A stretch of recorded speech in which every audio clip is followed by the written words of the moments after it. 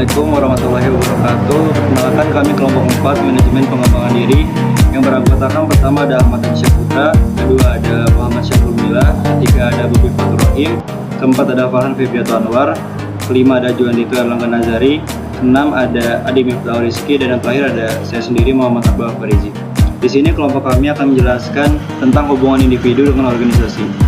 Secara garis besar, definisi individu adalah bagian terkecil dari kelompok masyarakat yang tidak dapat dipisahkan ke bagian kecil. Singkatnya yang tidak terikat dengan organisasi dan tunggal berdiri sendiri.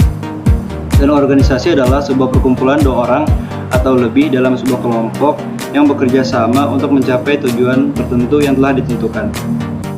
Tujuan individu organisasi diantaranya adalah: satu, untuk menambah relasi karena relasi membuat terlihat lebih menonjol.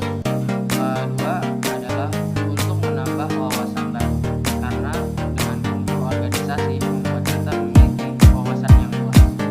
Dan yang ketiga, untuk belajar bersosialisasi karena di dalam organisasi melatih kita untuk bersosialisasi dengan orang lain. Dan keempat, untuk mengasah kemampuan komunikasi karena di organisasi membuat kita lebih baik berkomunikasi dengan orang lain. Yang kelima yaitu untuk melatih hard skill dan soft skill kita masing-masing. Selanjutnya, faktor yang mempengaruhi perbedaan tujuan organisasi dan kelompok. Ada beberapa faktor yang mempengaruhi perilaku organisasi, antara lain: satu, peningkatan kepuasan kerja. Peningkatan kepuasan kerja mempengaruhi perilaku individu dalam organisasi. Kepuasan kerja suatu individu dipengaruhi oleh hak-hak yang mereka dapatkan atas pekerjaan yang telah dilaksanakan. Yang kedua, pengurangan kealpaan. Tindakan tidak masuk kerja yang dilakukan oleh individu terhadap organisasi atau perusahaan berpengaruh negatif terhadap efektivitas dan efisiensi kerja suatu organisasi. Tiga, penurunan atau turnover. Turnover yang dimaksud di sini adalah pengunduran diri pekerja atau anggota dalam sebuah organisasi atau perusahaan yang berpengaruh terhadap perilaku organisasi atau perusahaan tersebut. Yang keempat, peningkatan produktivitas. Suatu organisasi dinyatakan produktif jika mampu mencapai tujuannya dengan baik dan sesuai dengan target yang telah dilaksanakan, baik target waktu, biaya, dan hasil.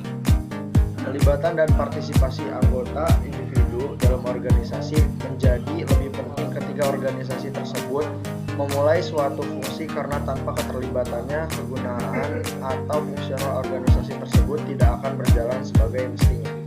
Keterlibatan dan partisipasi juga cenderung menghasilkan suatu kinerja, pola kegiatan, serta hasil dari keterlibatan seluruh unsur manusia dalam organisasi akan menghasilkan suatu fungsi dalam organisasi.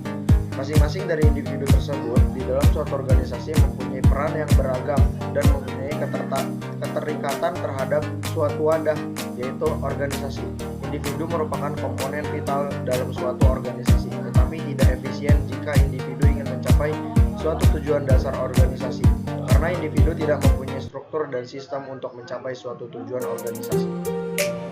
Di sini saya akan menjelaskan apa dampak dari terjadinya konflik dalam suatu organisasi.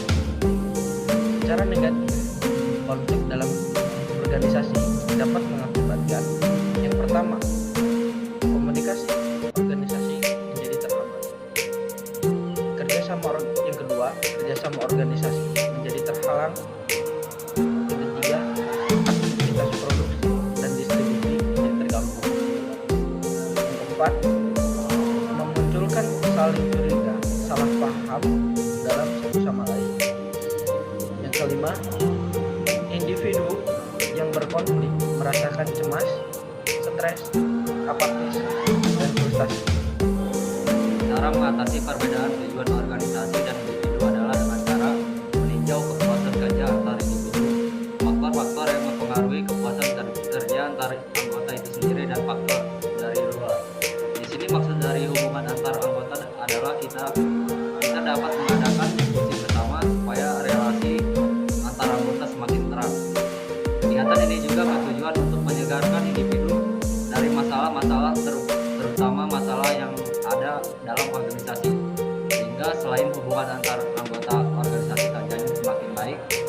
kualitas anggota pun juga akan semakin meningkat. Dengan begitu tujuan suatu organisasi akan cepat tercapai.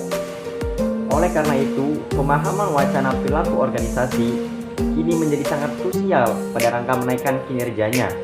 Dalam membentuk individu di era menempuh organisasi akan membawa kemampuan, kepercayaan eksklusif, permintaan-permintaan, kebutuhan dan liku-liku kehidupan masa lepasnya sebagai karakteristik individualnya.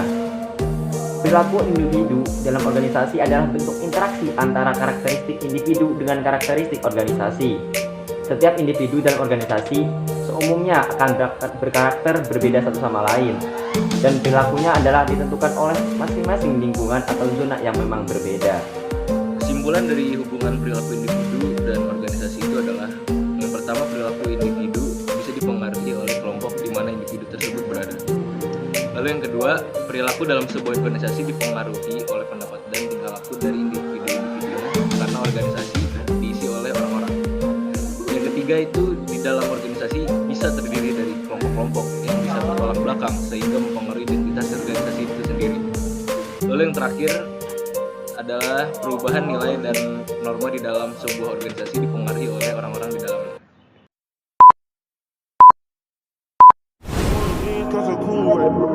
For the spaceship, now I'm a space cadet. Big white mansion in my habitat. Aim light stage like a laser.